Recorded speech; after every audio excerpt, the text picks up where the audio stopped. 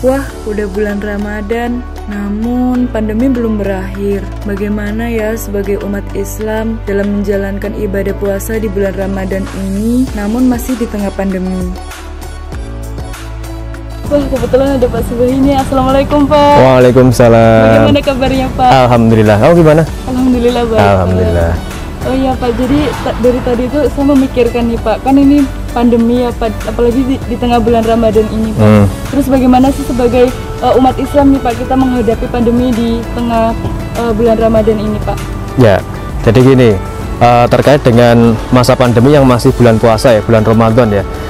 Dan seperti halnya yang digaung-gaungkan oleh pemerintah, perlu kita pahami bahwasanya selama ini kita memahami bahwa mematuhi protokol kesehatan itu adalah bagian dari mengikuti anjuran pemerintah.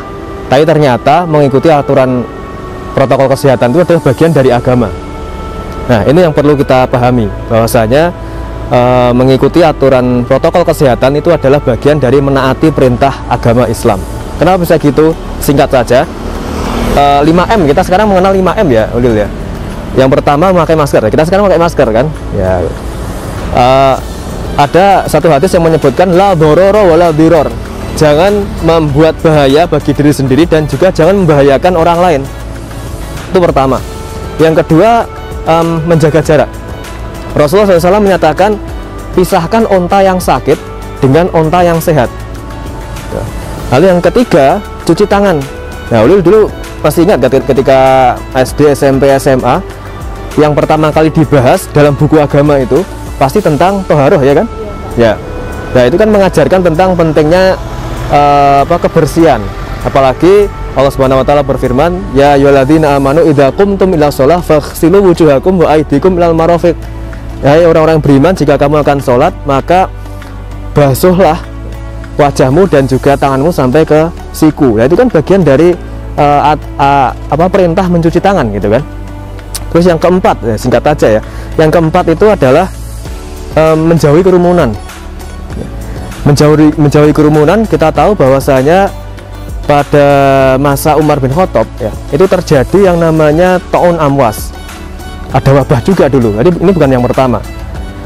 Dulu ketika terjadi Ta'un Amwas ini, Umar bin Khattab memerintahkan orang-orang Syams, orang-orang di Palestina untuk menyebar di gunung-gunung. Jadi jangan berkerumun gitu loh. Itu yang keempat. Yang kelima adalah mengenai membatasi mobilitas. Suatu ketika Siti Aisyah bertanya pada Rasulullah SAW pendapat beliau ketika ada wabah Siraweh ya, di masa Nabi juga ada wabah Siraweh yang menimpa Raja Sirus dari Persia. Rasulullah menyatakan kalau tempat kalian terkena wabah, jangan keluar dari tempat yang ada wabahnya. Kalau ada tempat lain yang ada wabahnya, jangan kalian memasukinya. Nah, itu kan membatasi mobilitas. Nah, apalagi ini bulan suci Ramadan, ya sebaiknya kita menjadikan bulan ini sebagai momentum untuk kemenangan lawan pandemi. Jangan sampai kita lengah atau ujung-ujungnya kita, ya jangan sampai ya, ujung-ujungnya justru terkalahkan balik layaknya ketika umat Islam kalah dalam perang Uhud gitu. Nah, tadi kan Bapak udah jelasin nih bagaimana caranya kita menghadapi pandemi di bulan Ramadan ini, Pak. Yang terakhir nih, Pak, yang tentang perang Uhud, yang bahwa umat Islam itu jangan melawan pandemi ini seperti ketika peristiwa perang Uhud. Apa sih, Pak, maksudnya orang Islam itu jangan melawan pandemi ini seperti ketika peristiwa Uhud terjadi, Pak?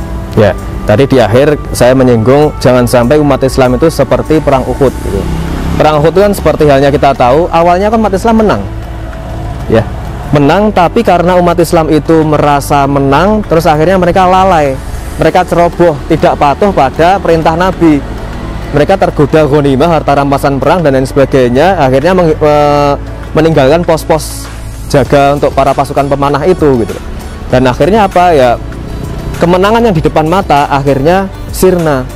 Ya, ketika itu umat Islam kita tahu pada berlarian meninggalkan pos bukitnya, dan itu dimanfaatkan dengan baik oleh siapa? Oleh Khalid bin Walid yang ketika itu masih kafir, dan juga Ikrimah bin Abu Jahal yang ketika itu juga masih kafir. Akhirnya Khalid meminta kepada Ikrimah untuk menyerang dari sayap kiri dan Khalid dari sayap kanan, dan kejadian apa? Umat Islam kalah ketika itu. Nah, kita jangan sampai mengulang hal yang sama. Kita tahu sekarang, ya Uli tahu sendiri kan anak farmasi ya, bahwasanya sekarang penambahan kasus positif tidak sebanyak 2 atau 3 bulan yang lalu ya. Januari, Februari itu masih 15-an ribu per hari, 14-an ribu per hari. Sekarang udah relatif 4 ribuan ya, meskipun kita nggak bisa mengkalkulasi satu nyawa dengan satu angka ya, itu kan agak tidak adil ya. Satu nyawa bagi Islam itu setara dengan nyawa seluruh umat manusia. Nah, maksudnya adalah jangan sampai kita itu kalau secara matematis ya seharusnya bisa menang, menjadikan Ramadan ini sebagai kemenangan melawan pandemi. Dan nanti di bulan Syawal jangan sampai yang seharusnya kita bisa menang malah keadaan berbalik, pasien tambah banyak. Seperti perang Uhud. Perang Uhud itu terjadi di bulan Syawal, 7 Syawal tahun ketiga Hijriah. Seharusnya bulan Syawal itu kita rayakan sebagai hari kemenangan, tapi nyatanya justru menjadi kekalahan ketika itu. Nah, jangan sampai itu terjadi kembali. Seharusnya Syawal nanti kita merayakan kemenangan, lawan hawa nafsu kita menang, seharusnya lawan pandemi juga kita menang, tapi karena kita lalai, kita tergoda hal-hal yang menggelapkan mata, atau kita tidak disiplin, ya akhirnya ya ibarat kata Khalid dan Ikrimah tadi, Khalid akan menjadi Covid akan menjadi Ikrimah selanjutnya, Covid akan menjadi Khalid selanjutnya, menyerang balik ketika manusia terlena gitu. Nah, jangan sampai seperti itu. Kemenangan di depan mata, sekarang kurvanya sudah cenderung akan turun. Jangan sampai naik lagi hanya karena kita tidak disiplin gitu. Jadi Pak, kita sebagai umat Islam, apalagi di bulan Ramadan ini, kita harus bisa nih melawan Covid gitu ya Pak. Jangan seperti perang Uhud, kita lalai, tetapi kita harus berusaha ini menurunkan kurva pandemi Covid ini ya Pak. Lantas bagaimana sih Pak sebagai umat Islam kita mencontoh perang yang seperti apa Pak, perang yang pernah terjadi sebelumnya itu yang bisa kita teladani untuk melawan pandemi Covid-19 ini Pak? Ya, kita ngomongin masalah perang ya. Biar mudah ya, analoginya harus sama. Tadi jangan sampai perang seperti perang Uhud lah. Sekarang kita harus nyontoh apa? Nyontoh perang, tapi perang yang bagus, perang yang menang. Perang apa? Perang Badar. Ini bulan Ramadan kan? 17 Ramadan. Selain kita peringati sebagai nuzulul Quran, juga kita peringati sebagai peristiwa perang Badar. Perang itu umat Islam ketika itu berakhir dengan kemenangan. Padahal jumlah umat Islam, ulil tahu sendiri, hanya 313 orang lawan 1000 orang. Itu secara logika nggak masuk itu. Seharusnya umat Islam kalah. Yaitu ibarat kata satu orang dikeroyok 3 orang selesai. Tapi kenyataannya apa? Allah berkehendak lain. Umat Islam yang hanya 313 orang itu bisa memenangkan lawan 1000 orang. Bahkan bangsawan Quraisy itu banyak yang mati ketika itu. Abu Jahal mati ya, Abu Lahab mati gitu, dan beberapa Walid bin Mughirah juga mati ya, Walid bin Utbah maksud saya, itu juga mati dan sebagainya. Nah, itu kan berarti menandakan bahwasanya kalau kita itu disiplin, itu bisa ngelawan sesuatu yang besar. Meskipun banyak orang yang pesimis Indonesia ini bisa menghadapi pandemi, tapi kalau kitanya disiplin, itu kita bisa. Nyatanya perang Badar tuh, kalau menurut orang di masa lalu atau masa sekarang pun pasti akan mengatakan yang sama, yaitu nggak mungkin 313 menang lawan 1000, itu nggak mungkin. Tapi kenyataannya karena mereka semua disiplin mengikuti perintah Nabi, menanglah itu perang Badar. Nah, sebaiknya kita contoh itu, tetap disiplin. Pak, mari kita ke sana aja Pak, di sana ada kita seperti ya Pak, di sini panas. Oke.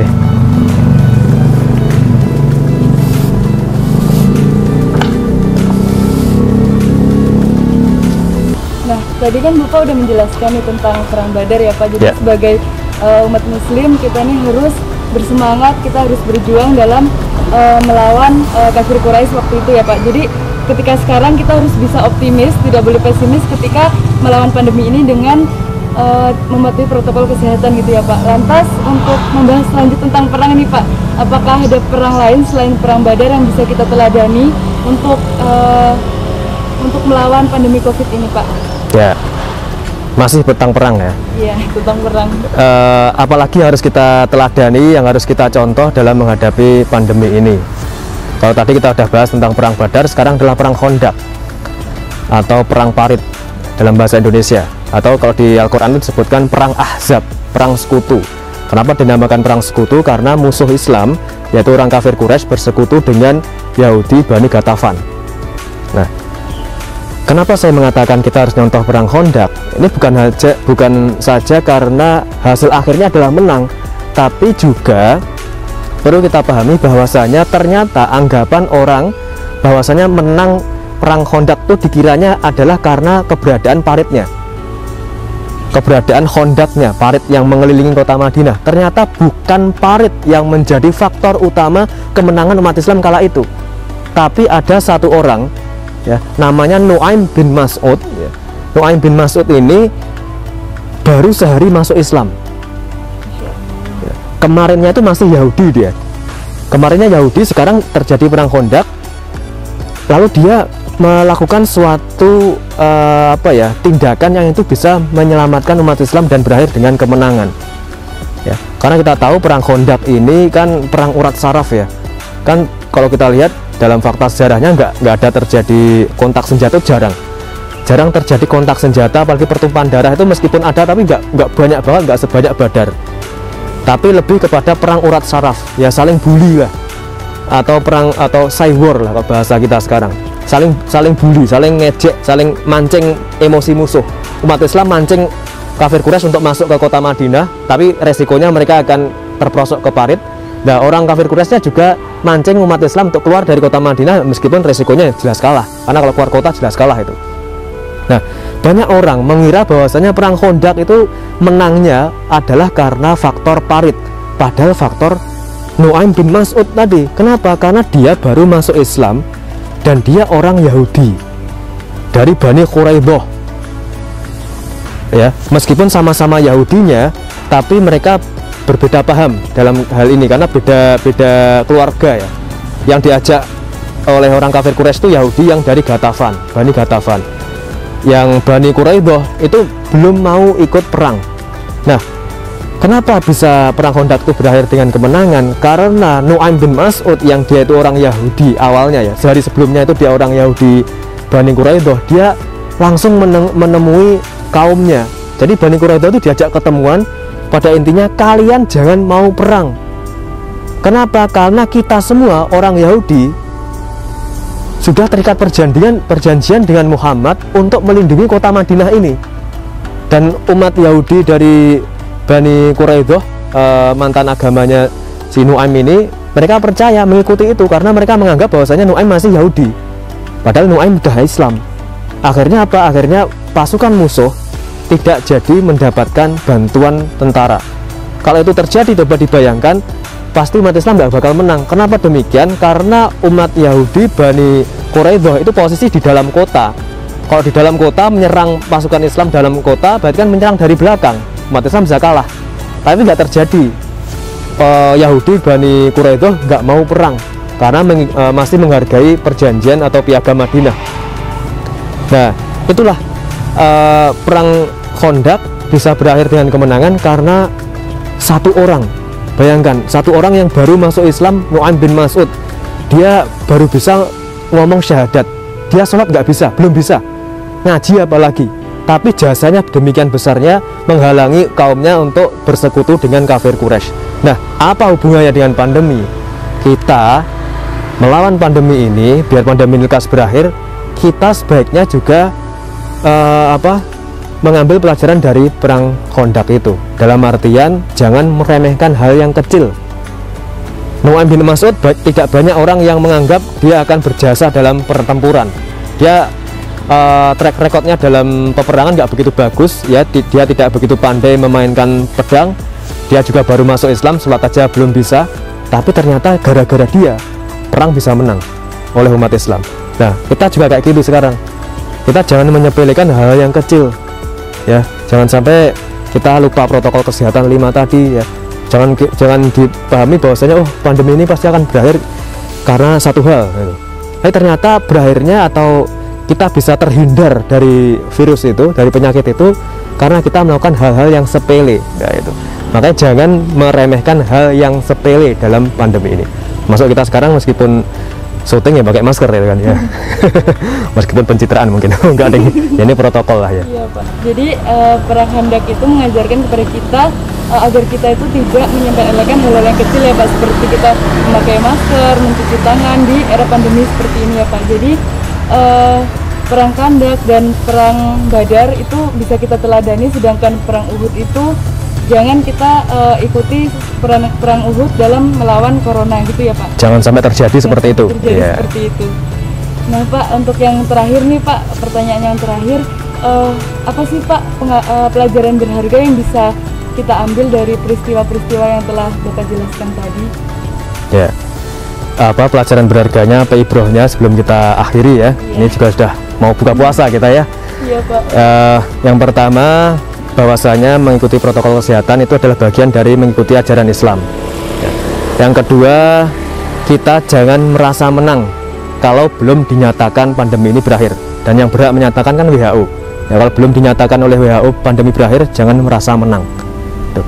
Lalu yang selanjutnya, kita harus tetap disiplin apapun kondisinya. Dan yang terakhir adalah jangan menyepelekan hal-hal kecil, karena bisa saja itu kita anggap sepele, ternyata itu bisa menyelamatkan nyawa banyak orang. Gitu ya Mbak Ulil, terima kasih ya. Nah, sekarang sudah bisa kejawab nih Pak pertanyaan-pertanyaan di otak saya dari tadi. Bagaimana sih ketika Ramadan ini tetapi masih pandemi, kan rasanya kayak berbeda gitu kan Pak. Nah, tapi setelah Bapak menjelaskan, ilmu saya menjadi lebih tahu nih Pak tentang bagaimana umat Islam ini dalam menghadapi pandemi, terutama di bulan suci Ramadan ini Pak. Nah, udah Pak, terima kasih ya Bapak. Yaudah ya Pak, udah waktunya mau buka puasa nih Pak, duluan ya Pak. Assalamualaikum Pak. Waalaikumsalam, hati-hati ya. Iya, Pak.